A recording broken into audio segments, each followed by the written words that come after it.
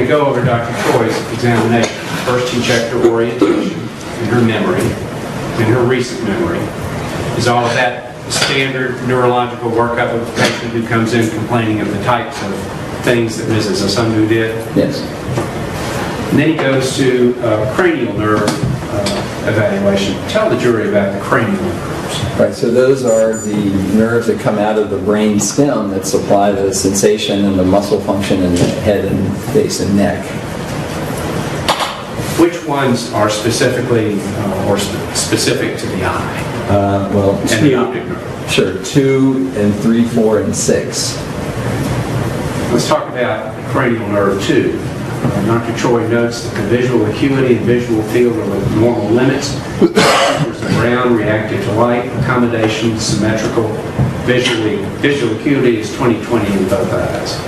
What does that tell you that Dr. Choi is doing and finding? Right, so he's checking the sharpness of her vision. That's where he says OS and OD refers to the left. OS is left eye, OD is right eye, and 20/20 is the standard way of checking visual acuity at a 14 or 15 foot distance. You measure how well you can read the card. How does a neurologist check visual fields in an office exam? Right, so it's called confrontation visual field. So the patient is in front of you, and you have them look at your nose and have them cover one eye, and you see if they can see in the 4 quadrants, and then you do the same with the other eye. Let's go to the fundoscopic examination, please, Karen. Stand here. Right. Then he notes, fundoscopic exam shows normal optic disc and vessel architecture with no hemorrhages or exudates. What does that mean? So he's examined the back of the eye and the optic disc, which is the critical place you look for the papilledema, and then he didn't. So he saw that look normal, and then he says that the vessels that are coming out of the optic disc are normal, and there's no evidence of bleeding or exudates. And then the rest of his examination involving gait and motor examination, sensation, and deep tendon reflexes. Tell the jury just briefly a summary of what this indicates the physician was doing and performing in his time. Okay, yeah, so he's checking for strength and coordination, he's checking sensation, and then the reflexes. So those are all the standard part of the general neurological exam. And is the neurological examination, which we've discussed, in keeping with the standard of care expected of physicians generally and neurologists in particular under like or similar circumstances? Yes. Well, then let's go to his assessment, please, Kevin. I think that starts at 16. It's here. And it looks like in his assessment he's come up with 3 things on his assessment. The first is headache. The second is dizziness. And the third is intermittent subjective visual disturbance. Does that assessment and those listings of potential conditions or potential problems, does that comport with the standard of care? Yes. Can you explain first headache? Yeah, so, well, first off, I would just like to say that I like the way he's organized his assessment here, that he's got 3 different collections of symptoms, and he's not lumping them all together by assumption. He's putting them, he's itemizing them, and he's careful, each is getting,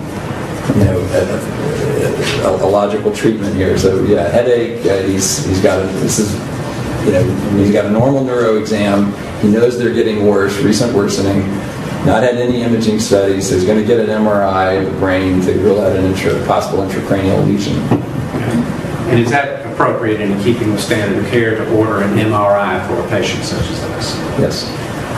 What about dizziness? Again, he's helpful to document that the patient has a normal neuro exam, and in thinking about each of the different symptoms, each has pieces in the neuro exam that are pertinent to it. So the dizziness part, you would want to be checking balance and coordination, and so that was done, and so he's reiterating there that the neuro exam there was normal. He reports no cerebellar vestibular function was noted on exam. He's going to, at that point, he's watching that symptom. Where's the cerebellum? That's in the back part of it. What does it do? Very much involved with balance and coordination.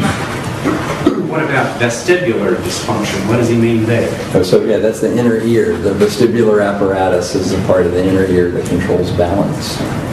And then finally, he has intermittent subjective visual disturbance unspecified. Yeah, And he notes intermittent blindness, unclear etiology. correct. Did that characterization of her problems, does that comport with the standard of care based on the findings in the physical examination he performed as well as a normal fundoscopic evaluation? Yes. And then he orders possible ocular migraine. What is that? Yeah, so as I mentioned, that migraines are notorious for causing visual symptoms, and they can be brief or they can be more prolonged, and they can be bright lights and they can be dim lights or blackout episodes. So that's what he's thinking is a possibility. Okay. And then he writes, but since this is a particularly serious symptom, we'll proceed with MRI of the head, MRI of carotid arteries, EEG, and labs. Does it look to you that Dr. Choi is taking this patient's ocular symptoms seriously? Yes. He's not just blowing her off that, oh, she just got migraines and she's just complaining. Absolutely not. No, this is a very thorough workup that he's embarking on.